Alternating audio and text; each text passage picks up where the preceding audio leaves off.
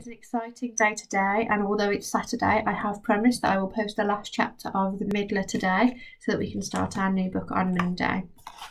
Get comfy and find out what happens at the end of The Middler. Wednesday the 10th of September, chapter 35. Mum, tucked up tight in Lindy's bed till she got better, or till Dad found us somewhere new to live. She'd been bathed and mended, cleaned and kissed, plumped and fluffed and wrapped up warm in lacy, frilly, chowdery bedclothes. She hardly even looked like Mum any more. I closed my eyes and buried my face into her. She still smelled of the muddy fields of Fenniswick, though. You couldn't wash that off. It was dug into her skin. She had one arm stuck out from under the cover and was holding on to Jed's hand, tight as you like. He was munching on his millionth piece of Goldie pie. "It's all I really needed," he said, "that and a glass of raspberry aid." He had a black eye just as purple as Lindy's had been a week ago. "Well," Dr. Sunita put her visiting bag on the end of the bed and buttoned it up. "She'll need to be well cared for over the next couple of weeks, but this one is patient and I'm not worried about that. This is one patient I'm not worried about. She's clearly in excellent hands." Trigg pushed me out of the way. "She's got to have space to breathe, Maggie. Dr. Sunita said so. Didn't you, Dr. Sunita? It's important." He pulled Mum's covers straight. "Do you need some more water, Mum? I can hold it up for you." "You're only allowed sips, though. Dr. Sunita said so, and Dad said it too. Didn't you, Dad?" "That's right," Dad nodded. "Got to listen to Trigg. He's planning on being a nurse like his old dad when he leaves school, and a great job he'll make of it too." Mum groaned. "Maggie, Jed, you can't leave me here with these two. They'll nurse me to death." Her voice croaked and gravelled. "Can't even glug down on a glass of water without someone telling me off." She threw me a wink. "Got to let your lungs recover," said Trigg. "Absolutely," said Dr. Sunita. "Excellent hands." The doctor was right. No need to worry about Mum. Dad and Trigg will be on her like hawks, and Mrs. Chowdhury too. She'll get better as soon as you like. She'll have to, or they'll drive her la-la. "We're all set." Mr. Chowdhury leaned in through the doorway. "You ready, Maggie? Jed?" "I'm not sure this is a good idea." Dad squeezed my shoulders.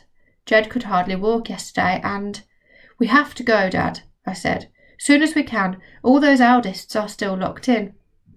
"My little Maggie." He pulled me close, hugged me tight. "Don't worry, Dad," I said. "We've got loads of help. Una's coming, and Mr. Opal, and some others too. We're not on our own." "Course we're not." Jed wiped the pie crumbs from his face with his sleeve. Grandad Cruise's watch glinted on his wrist.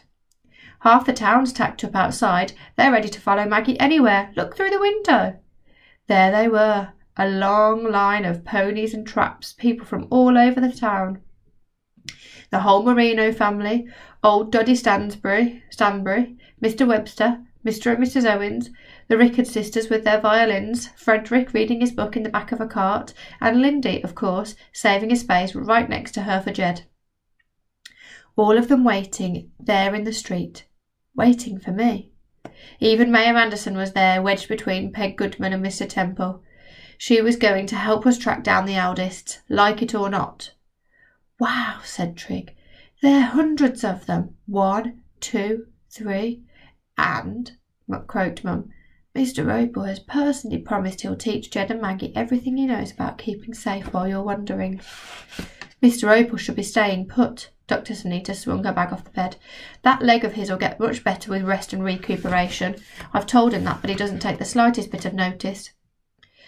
"Can't bear to stay in one place now, that's what he's told me," said Jed. "Happens to a lot of wanderers, he says."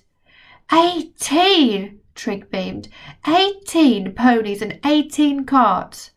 Mum held out a hand to Dad. "Maggie's going to bring the eldest home. She's got plenty of help. And someone's got to stay here and make sure there are still fields and cows and crops for them to come back to." Fields and cows and crops. I was leaving everything. Everything I knew and loved and trusted. My chest gudumped. Dad sighed. "Yep, OK, come on then. Finish up your goodbyes and I'll come and see you off." I buried my head into Mum again. Smudged her bedclothes with my tears. She ran her hand through my hair. Her heart beat under my ear. I breathed in time. In, out, in, out, in, out. Feel your fear, Maggie. Feel your fear. In, out, in, out. Oh, Maggie, get off. You're messing up the sheets again, said Trig. We were using Mayor Addison's trap, and Melissa, the piebald pony. Mr. Opal sat on my left. His hair was all washed, his leg was all splintered up, and he had a brand new bottle of Trelicillin inside on his inside pocket. We'll have you digging fire holes before you know it, Maggie, he said. Una was on my right, wearing a clean, new, green gingham dress, one of Lindy's, a bit big maybe, but that was all right. Just meant it'd last her for longer. She tucked her hair behind her ears. It fell straight back out again. Melissa snorted as she walked. We were heading through the butterfly field. Best route for a horse and cart, according to Mr. Opal. Una, I said. Still can't wiggle my ears. It's only been a week. She grinned her gappy grin. You're going to have to keep practising for longer than that. Only a week? Really? Only a week, and everything had changed just like Elsie said it would. I was in the middle again, squished between my two favourite wanderers in the whole wide world. But this time it was me holding the reins, and behind us were 17 more ponies, 17 more traps, carrying mums and dads and brothers and sisters and aunts and uncles and cousins, all looking for their eldest, all following me. They sang as they went, the new song that the Rickard sisters wrote. Out of my window, looking through the night, I can see a Midler heart burning bright. All across the east fields, all across the west, I will sing her name from wake till rest. They sang it sweet and loud and strong and true. I listened close. There were sounds under the voices. Mr. Gebby, clank, clank, clank. The cows calling up at Leap Cross.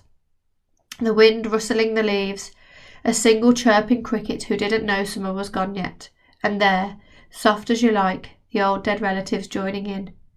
Maggie, will you help? Will you let us follow you? Maggie, you help us save our eldest too. Let me start again. Maggie, will you let us follow you? Will you help us save our eldest too? Maggie, will you lead us from the town? Will you help us? Will you help us break our boundaries down? A red admiral quivered down onto Melissa's back. Wide black wings and bright red stripes. Impossible to believe it used to be a caterpillar. Melissa swished it away with her tail, and it fluttered off towards the boundary ahead of us. That's the end of the chapter. Now, at the end of this book, there is something called an epilogue, which is almost like what's happening later on in the story, in Maggie's life. So what I'm going to do is I'm going to just put them up at the end of this video for you to be able to read the epilogue if you want to. Please let me know what you thought of The Midler. It's one of Mrs. Tibbets' books that she lent me before lockdown happened, and I read it, and as soon as lockdown happened I knew that this is the story that I wanted to read to you because it's such a fantastic book. A lot happened to Maggie in, I think it was 11 days in the end. Let me just check what the last day was. Wednesday the 10th of September, so in 10 days a lot happened to Maggie. I wonder what you could do in 10 days. Let me know what you thought of the book in the blog down below.